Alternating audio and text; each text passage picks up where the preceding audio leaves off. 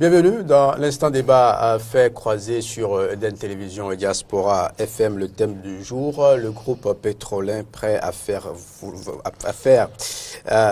donc rouler le train à nouveau au Bénin. C'est le thème simple que nous vous proposons pour le compte de ce numéro de fait croiser. Peggy Ludovic Dagba, bonjour. Bonjour à vous, tranquille à 4 Bélentin. Ce thème juste pour faire le point de la séance qu'il y a eu vendredi dernier entre, bien sûr, les cheminots et le groupe pétrolin, histoire de voir un peu dans quelles conditions le train pourrait rouler à nouveau au Bénin. Et pour nous aider donc à faire cette restitution avec nous sur ce plateau, Paul Invisson, il est consultant. Bonjour. Bonjour. Merci d'être avec nous. C'est moi.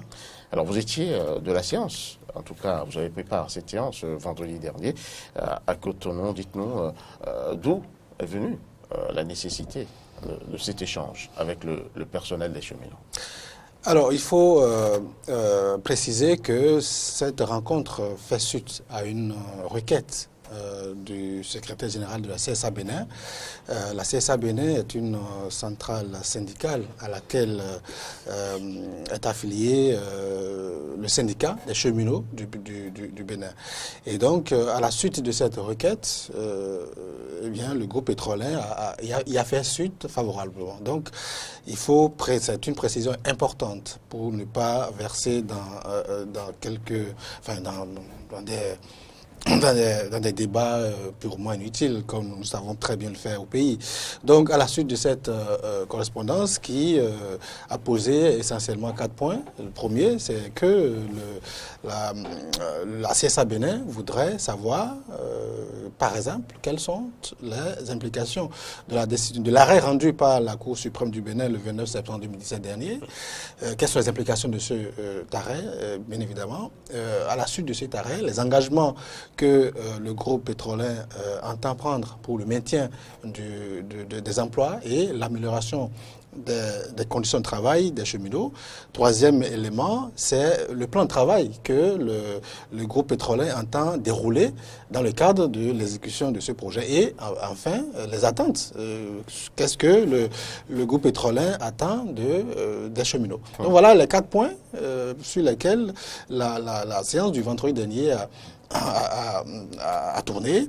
Et effectivement, le terrain étant déjà balisé, tout ce que le groupe pétrolin a fait ce jour-là était d'apporter des réponses percutantes, claires et assez pertinentes à chacune de ces préoccupations.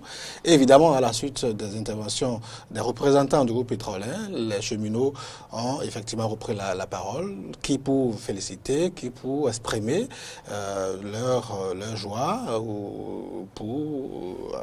relativement à l'humilité dont a fait preuve le groupe en se prêtant à cet exercice-là. Alors, on va quand même essayer d'aller point par point dans les préoccupations exprimées par les cheminots. Alors, la première préoccupation, quelle a été la réponse du groupe pétrolin? Alors, la première préoccupation, justement, ce sont les implications de l'arrêt. Et en termes d'implications, ils ont voulu savoir les implications pour l'OCBN, le groupe pétrolin et puis l'État béninois. Alors, pour l'État béninois, effectivement, à travers l'arrêt rendu par la Cour suprême, forcément, la justice béninoise reconnaît que le projet rail appartient définitivement au groupe pétrolin. Du moins, dans sa phase, on va dire, administrative et juridique. Parce que justement, l'arrêt dit précisément que, à travers les interventions de la multinationale française et la caution, disons, de l'État béninois, la multinationale, était auteur d'un trouble manifestement illicite et l'État béninois de voie de fait. Donc, en tranchant de cette manière-là, en français facile, la justice béninoise dit le projet appartient déjà à un prestataire et donc vous n'avez plus le droit d'intervenir là-dessus. Donc, c'est dire qu'en termes d'implication, le groupe, on va dire la multinationale française, n'a plus le droit, devrait plier bagage, n'a plus le droit de poser quelconque acte sur l'axe Cotonou-Parakou de Soniami. Voilà. Et pour l'État, évidemment, l'État doit cesser d'apporter sa caution administrative à cette multinationale française. Et évidemment, si c'est fait de cette manière-là, je pense que ça irait ça ferait plus sérieux, n'est-ce pas, pour l'État, pour l'image même du pays. Parce qu'on a vu par le passé qu'un chef d'État est allé jusqu'à parler de papier, hein, la décision rendue par la Cour d'appel de Cotonou relativement à ce dossier. Donc, je crois que l'actuel chef de l'État a commencé une œuvre, c'est-à-dire la neutralité qu'il a observée. Je crois qu'il va pouvoir rester constant, cohérent vis-à-vis de lui-même, en poursuivant cette même position, en maintenant cette même position de neutralité et en permettant que la décision rendue par la Cour suprême soit exécutée. Et après, vous avez parlé de la position du chef de l'État, qui est une position entièrement neutre. Après la dernière décision rendue publique par la Cour suprême, qu'est-ce qu'il faut, quelle est la suite pour que le groupe pétrolin prenne possession des lieux pour dérouler son plan d'action? Alors, je pense que ce qui est en cours actuellement, ce sont des démarches purement de courtoisie.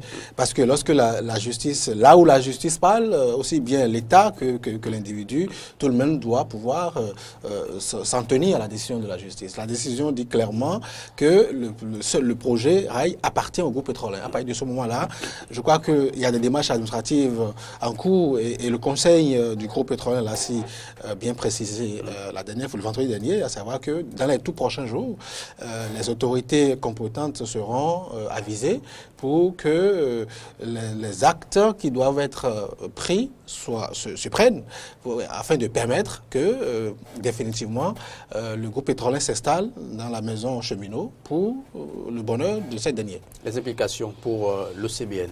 Alors, l'OCBN, évidemment, n'est pas au centre des débats.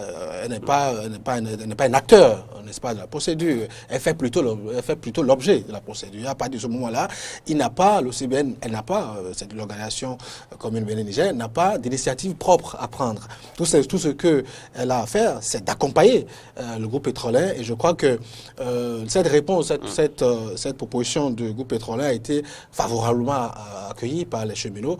Non seulement par les cheminots, mais par l'ensemble des centrales syndicales. Parce qu'il faut préciser qu'au-delà de la CSA, qui était à l'origine de la séance, il y a 5 autres centrales syndicales qui étaient présentes, qui étaient venues renforcer. Et dans chacune de leurs interventions, on a compris qu'effectivement, ils sont délivrés et qu'ils n'attendent que les travaux démarrent pour le bonheur de nos amis cheminots. Et vous pensez que là maintenant le terrain est balisé pour que vraiment le groupe pétrolier puisse entrer en action? Je pense que jusqu'à là où je vous parle, le terrain est véritablement balisé. Parce que plus que quiconque au Bénin, le président Talon lui-même connaît l'ampleur de ce projet pour l'État béninois et disons l'État du Niger. Parce que c'est un projet intégrateur. Et ce qu'il faut préciser aussi, c'est que Monsieur Samuel Dessous-Aoré ne tient pas à être propriétaire forcément du projet. Il veut que le projet se réalise. C'est pas qu'il tient à ce que son nom soit attaché.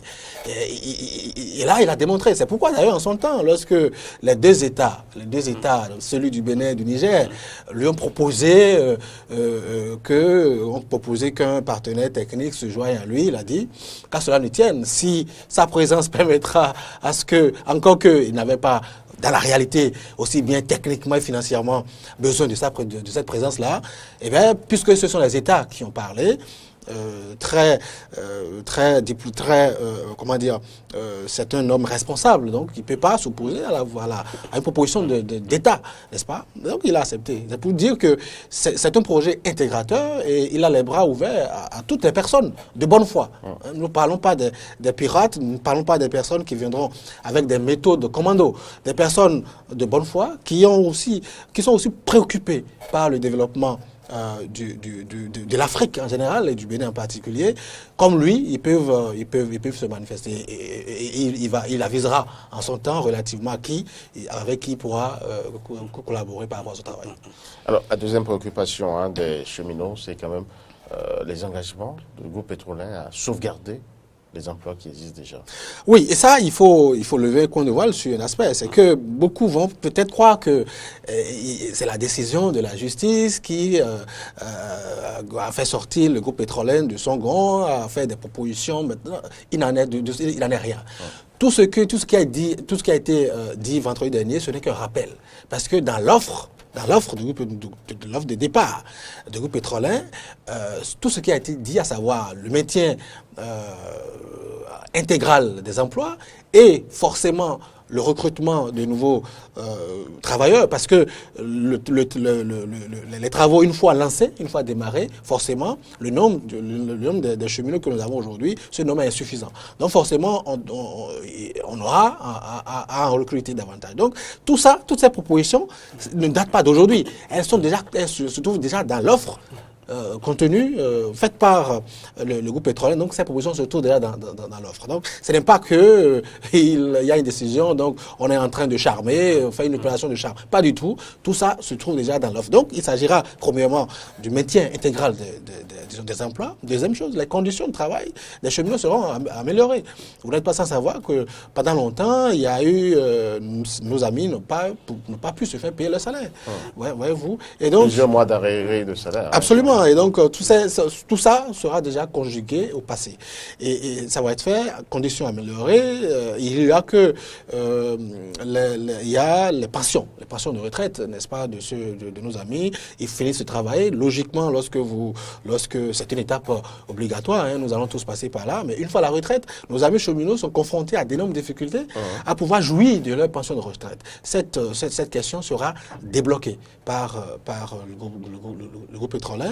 Et évidemment, il y aura des recyclages, parce que la technique a évolué. Et lorsqu'on sait que le groupe pétrolier entend venir avec une série de technologies relativement aux travaux qui seront exécutés, d'abord la qualité des rails, il ne s'agira pas des rails de 1910 ou de vieux rails comme on a le partenaire, la multinationale française est en train de proposer. Il ne s'agit pas de ça. Il s'agit de la nouvelle technologie. Donc, face à cette technologie-là, il faut procéder à des recyclages pour, rendre update, comme diraient les anglo-saxons, nos amis cheminots, pour leur permettre de pouvoir, faire un travail dans les normes. Oui, donc, voilà, globalement, la dimension sociale. Avant la dimension sociale, oui. Là subsiste quand même une inquiétude logique, totalement normale. Vous avez parlé de nouvelles technologies. Est-ce que vous pensez que ceux qui sont là, franchement, vont répondre juste après le recyclage? Est-ce qu'il y en aura vraiment qui pourront répondre comme cela se doit? Ils répondront parce qu'ils seront formés. Ils vont pas, parce qu'il faut avouer que depuis, pour beaucoup d'entre eux, ne sont plus actifs. Parce qu'il n'y a plus pratiquement rien à faire là. Donc, c'est tout les pouces. Évidemment. Donc, il y aura des formations.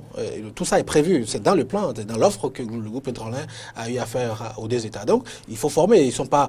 C'est d'abord des techniciens à l'origine. Donc, dès que la formation est assurée, je pense qu'ils répondront. Et c'est pas des gens quand même. C'est comme si c'est un affront que de croire que ils ne répondront pas. Moi, je suis convaincu, et l'équipe technique du groupe pétrolier également dans cette logique-là, savoir qu'ils feront l'objet de formation, de recyclage, pour pouvoir répondre favorablement aux exigences de la technologie. Parce qu'on est obligé, nous sommes obligés, que ce soit l'UEMOA, l'Union africaine, il y a des normes. Il y a des normes aujourd'hui en matière ferroviaire. Et je ne viens aucun secret en disant que l'UEMOA a déjà adopté des résolutions. L'Union africaine a pris des décisions pour exiger un certain nombre de qualités. Et souvenez-vous, mais j'ai lu une correspondance que des experts cheminots dans ce dossier. Au lendemain de la signature, de cette signature pirate, une correspondance adressée aux États où ils ont clairement démontré que la multinationale française, ce qu'elle voulait faire, si jamais ça a été fait, ça aurait été la catastrophe.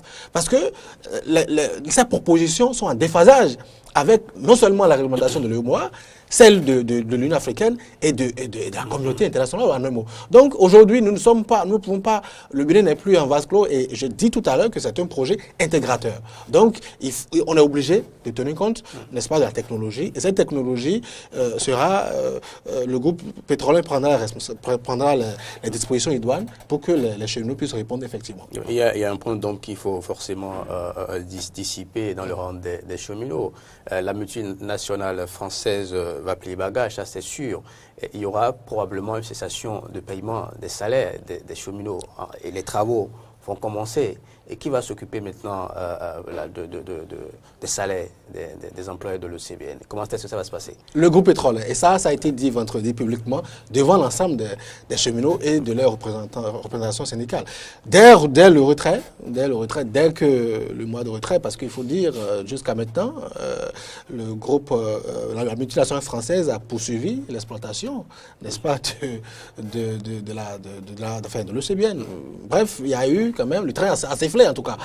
Forcément, depuis la décision, quelle est la situation? Il me semble que jusqu'à vendredi dernier, la situation c'est que les salaires sont payés, je crois bien.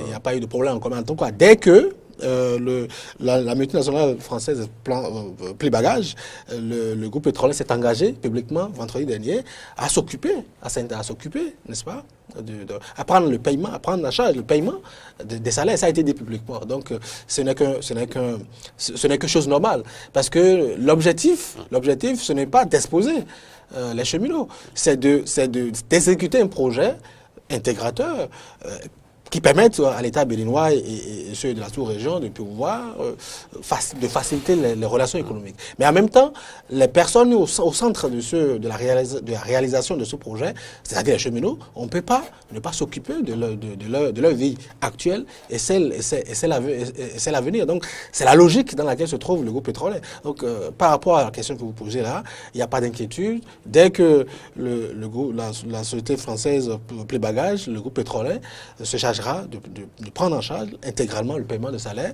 des cheminots. Et ça a été dit vendredi dernier. Et vous parliez tantôt du dossier social, le côté social de tout ceci, oui. Les droits, ceux qui sont déclarés, ceux qui ne le sont pas, comment tout cela sera géré? Écoutez, le groupe pétrolier est dirigé par un homme d'affaires international. Monsieur Aoué Doussou, il n'est plus à présenter. Il est au fait des normes. Vous savez, nous avons, moi je l'ai dit parce que je suis un pur produit du secteur privé béninois, je connais bien le secteur. Nous avons une idée un peu rétrograde de la ressource humaine au travail au Bénin. Et ça, un opérateur économique d'une dimension internationale de la trame de M. Aoué ne peut pas se permettre de faire de l'à peu près dans la gestion, n'est-ce pas, des ressources humaines. Il sait avec quel expert s'entourer, de quel expert s'entourer pour que la gestion se passe en conformité avec la législation béninoise, mais surtout celle internationale. Parce que je vous l'ai dit tout à l'heure, c'est un projet intégrateur. Ce n'est pas un projet qui concerne seulement notre Bénin d'environ 10 ou 11 millions d'habitants. C'est un projet panafricain. Et à partir de ce moment-là, vous ne pouvez pas vous permettre de faire de l'à peu près dans la gestion. Et donc, s'il va de soi que tout sera fait dans les normes requises pour éviter que la vie des cheminots ne soit hypothéquée. Alors, si tout ceci est clair et que, les activités vont reprendre prochainement, mais quel est le plan qui est adopté par le groupe pour que vraiment on puisse assister, non pas un jour, mais dans les 2 prochains jours, à la reprise des activités ferroviaires? Alors, le plan, évidemment, ce n'est qu'un rappel parce que tout ça se trouve déjà, encore une fois, dans l'offre. Parce que il serait intéressant qu'on revienne, évidemment, que dans les jours, peut-être, si vous le voulez bien, sur le contenu de cette offre-là. Parce qu'on ne le dit pas souvent.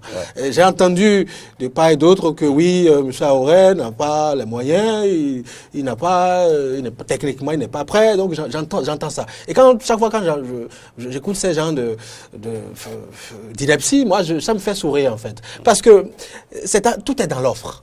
dans l'offre. Tout est là-dedans.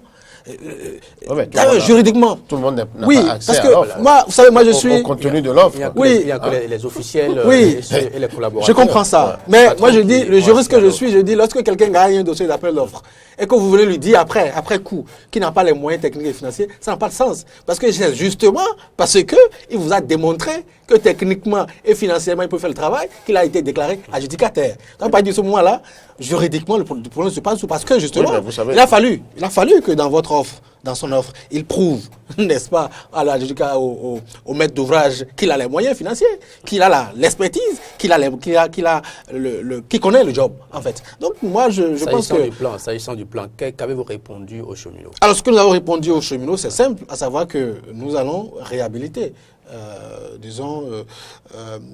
les rails.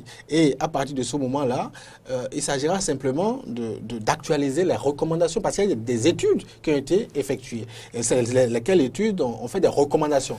Donc, rien ne sera fait au hasard. Ça va être fait suivant les recommandations de l'étude. Évidemment, c'est une étude qui date de quelques années. Donc, une fois dans la maison, il faut réactualiser tout ça et agir en fonction de ce que nous aurions constaté sur le terrain. Parce qu'il ne sera pas... Qu'est-ce qui vous empêche de prendre possession de la maison? Qu'est-ce qui vous empêche d'entrer dans la maison?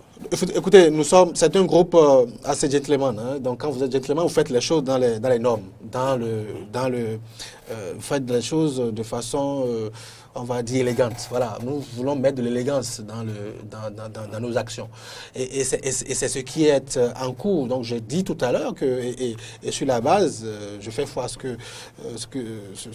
qui a été dit par le conseil, suivi du directeur général de la société, vendredi dernier, à savoir que les démarches sont en cours pour rencontrer les autorités. Parce que n'oubliez pas la dimension géopolitique et géostratégique du dossier. C'est un dossier, nous faisons face à une multinationale française. Et vous savez très bien que la France considère encore les pays, ces ex-colonies, comme un territoire conquis. Donc, lorsque vous avez un dossier de cette trempe-là, vous êtes obligé de tenir compte, d'appuyer sur d'autres paramètres autres que juridiques. Donc, c'est ce travail-là qui est en cours aujourd'hui. Mais je pense que, aussi bien les acteurs, personne n'aura plus le choix aujourd'hui, à moins que de vouloir faire prendre d'autres risques à l'État béninois. Je pense qu'on fera ce qui est plus simple. Ce qui est plus simple, c'est que le groupe pétrolin nous réalise ce projet qu'il a commencé déjà à Parakou. Donc, la qualité des rails, ce qui va être fait sur le tronçon Cotonou-Niamey, une portion existe déjà à Parakou. Et là encore, je ne sais pas si vous avez eu la chance de voir ça, mais ça existe déjà. Donc ce que le groupe veut faire, ce n'est plus de la théorie. Puis ça existe déjà. Donc simplement que nos compatriotes s'intéressent à ce projet-là, ils verront que c'est du sérieux qui est derrière. La question de Tranquillin, je visais simplement à demander si vraiment il faut encore une nouvelle procédure avant que le groupe ne puisse entrer en action. Non, il n'y aura pas de procédure, il n'y aura plus de procédure, parce que nous n'allons pas passer tout notre temps à faire de la procédure. J'ai dit que ce qui est simple, aujourd'hui, c'est que la justice a dit ce qu'il faut faire. À partir de ce moment-là, nous sommes obligés de suivre la décision de la justice. C'est le plus simple à faire, plutôt que d'initier encore une procédure. Alors, un flou à mon niveau que je vous invite rapidement à évacuer. Les appareils, je veux dire les locomotives, le train, une fois que les rails seront posés, ce sera l'affaire de qui? L'État ou toujours le groupe pétrolier? Vous savez, il y a une société, qui a été créée déjà par le groupe pétrolin pour l'exploitation du patrimoine de l'Océbienne, qui en fait, parce que j'entends aussi que les gens parlent d'ex-Océbienne. L'Océbienne existe toujours juridiquement. Parce qu'on a tenté, dans la précipitation, on a tenté de dire qu'on l'a dissoute. L'Océbienne n'est pas dissoute parce que la procédure n'est pas achevée par la ratification par les deux assemblées, comme cela est prévu par le traité. Pardon? Et Bénérail. Oh, vous savez, nous allons revenir là-dessus parce que je suis sûr que vous n'aurez pas le temps pour qu'on puisse décortiquer cet aspect. Mais rapidement, les deux cohabitent ou bien l'une chasse l'autre? Juridiquement, l'OCBN existe toujours, elle n'est pas dissoute. Parce que le traité qu'il a créé dit simplement que la dissolution doit pouvoir être suivie de la ratification par les assemblées des deux pays.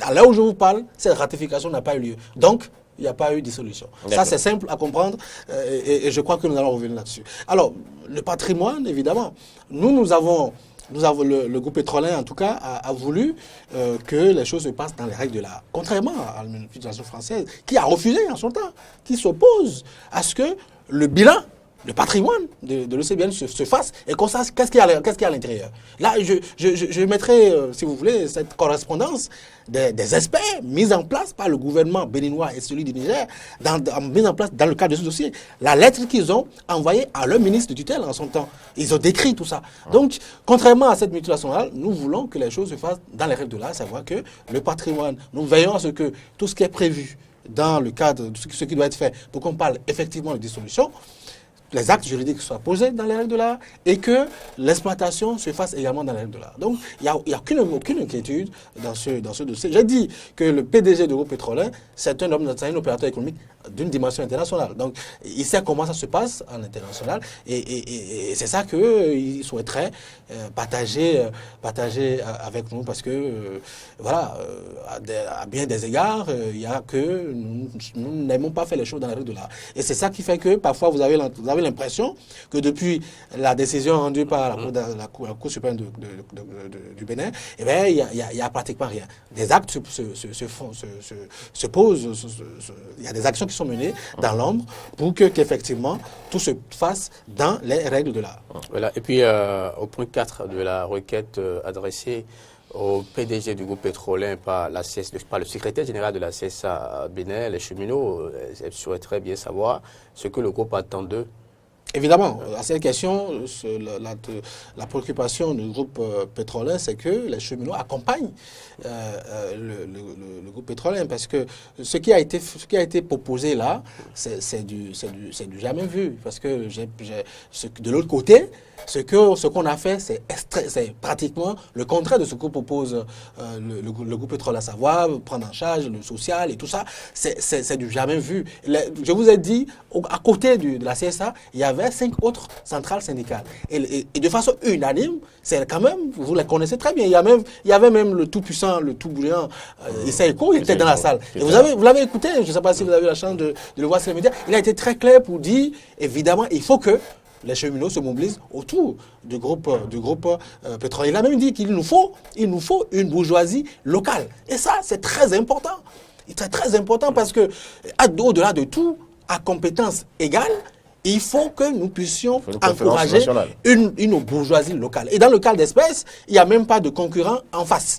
Il n'y a même pas de concurrent en face parce que celui qui a fait intrusion dans le projet, il n'a même pas acheté le dossier d'appel d'offres. Il n'a même pas acheté. Voilà. Donc, je pense que il faut, ou du moins s'il a acheté, mais il n'a même pas postulé. Voilà. Donc, je pense qu'il n'y a même pas de concurrent en face. Et à partir de ce moment-là, faisons les choses comme la justice a dit de faire. Et je crois que les autorités compétentes, depuis un certain temps, nous ont appris ils font les choses dans les règles de l'art. Et ça m'étonnerait qu'ils fassent le contraire de ce que la justice béninoise a dit de faire. Avant de conclure, on va sur les résumés de ce qui s'est passé vendredi dernier à la Bourse du Travail. Juste après, on va prendre le dernier avis de notre invité sur le sujet. Le vendredi 29 septembre dernier, la Cour suprême du Bénin a rendu une décision historique en faveur du groupe Pétroline dans le contentieux qui l'opposait au groupe Bolloré concernant le chemin de fer Bénin-Niger et dont le groupe Pétroline était le promoteur. Suite à cette décision, la Confédération des syndicats autonomes du Bénin, CSA Bénin par correspondance numéro 17/224/CSA-B/Ben/SG du 30 octobre 2017, ayant pour objet invitation à participer à une séance d'échange, a saisi Samuel Dessou-Aoré, président directeur général du groupe Pétroline. Et c'est pour y répondre qu'une délégation du groupe Pétroline s'est rendue à la Bourse du Travail ce vendredi 3 novembre 2017 pour apporter des clarifications aux préoccupations des cheminots. Nous apprécions à juste valeur la tenue de la présente assise qui apportera plus de lumière sur les incompréhensions liées au verdict de la Cour suprême. Ces implications pour l'entreprise en place qu'est Bénirail, pour le groupe pétrolier et pour l'État béninois, et sifflera la fin de la récréation. Ces échanges souhaités par la CSA Bénin portent essentiellement sur 4 points. les implications de la décision de justice pour l'entreprise SOCBN, pour le groupe pétrolin et pour l'État béninois. 2. Les engagements que le groupe pétrolin entend prendre pour la préservation des emplois et pour l'amélioration des conditions de travail des cheminots. 3. Le plan du groupe pétrolin pour la reprise des activités ferroviaires. Et enfin 4. Les attentes du groupe pétrolin vis-à-vis des travailleurs cheminots dans le processus de mise en concession de l'ES au CBN. Samuel Desois-Auray, président directeur général du groupe Petroline, n'ayant pas pu faire le déplacement pour assister à la rencontre, s'est fait représenter par une délégation conduite par Maître Cyril Dikwi. Maître Cyril Dikwi, après avoir rappelé l'historique du projet et du contentieux, a apporté des réponses aux questions des cheminots. L'implication de cette décision pour le groupe Bolloré, c'est qu'il est interdit à Bolloré de poser quelque acte que ce soit sur le domaine de l'OCBN, sur les rails, sur tout ce qui est lié au rail. Bolloré ne peut donc pas entreprendre quelques travaux que ce soit. Bolloré ne peut donc pas exploiter les chemins de fer sous peine de devoir payer des astreintes, sous peine de poursuite pour rébellion à décision de justice. Et cette décision, implicitement, je le dis bien avec insistance parce qu'il s'agit de la saisine du juge des référés pour voie de fait, cette décision reconnaît incontestablement des droits pour le groupe Petroline SA.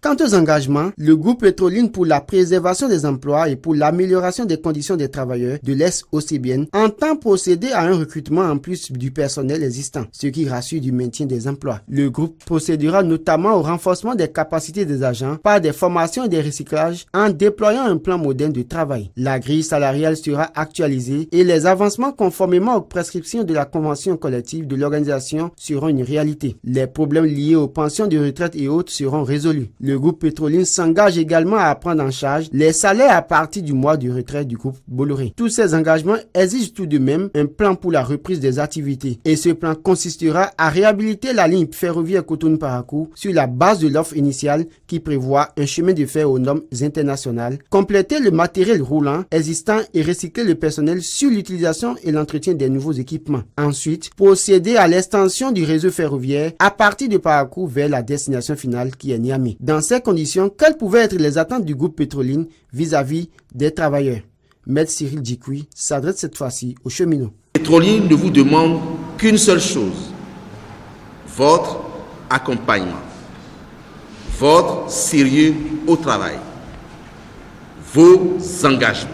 La séance a pris fin sur une note de satisfaction des secrétaires généraux de l'UNSTB, la COSI Bénin, de l'ex-secrétaire général de la CSTB, qui tour à tour se sont réjouis des engagements pris par le groupe Petroline. Les cheminots, quant à eux, n'attendent qu'une seule chose, l'exécution de la décision de justice pour permettre au groupe Petroline de rentrer dans ses droits préalables pour l'amélioration des conditions de travail. Voilà, à l'instant, un compte rendu de la séance du vendredi dernier qui a donc réuni autour d'une même table les cheminots affiliés à la CSA Bénin, élargi à d'autres responsables, d'autres secrétaires généraux de centrales, confédérations et syndicales et aux responsables, bien entendu, représentants du groupe Petrolin, Peggy de Vidawa. Alors, pour l'invisseur, vous étiez dans la salle. À la fin de cette séance, quel a été l'état d'âme général des demandeurs, en tout cas des cheminots, après l'exposé du groupe Petrolin? C'est la délivrance. C'est la délivrance parce que les cheminots étaient dans un état de psychose. Qu'est-ce qui va se passer? Est-ce que on va notre salaire, nos salaires, notre pension, voilà. Donc on a pu régler notre emploi, on a pu clarifier. Le groupe a pu clarifier tous ces points-là.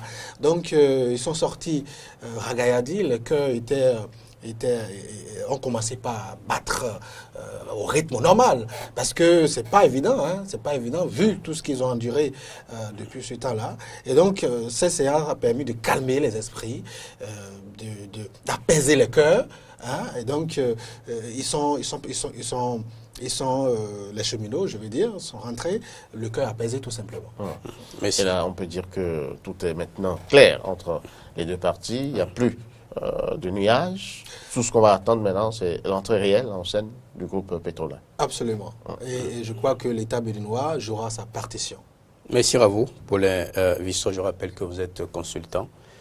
D'accord, vous étiez là pour nous parler, décrypter avec nous ce qui s'était passé vendredi dernier à la Bourse du Travail, une rencontre, dont la rencontre de la CSA Bénin avec les représentants du groupe Pétro-Olympique de Villeurbanne. Et voilà, donc ce que nous allons souhaiter maintenant, tranquille et longtemps, c'est que le train puisse vraiment siffler à nouveau au Bénin et pas dans très longtemps, que la date du démarrage des activités du groupe pétrolin puisse être connue et que on permette à ce groupe de donner la preuve de ce dont il est question ici dans ce projet. Merci à vous. C'était l'instant débat fait croiser.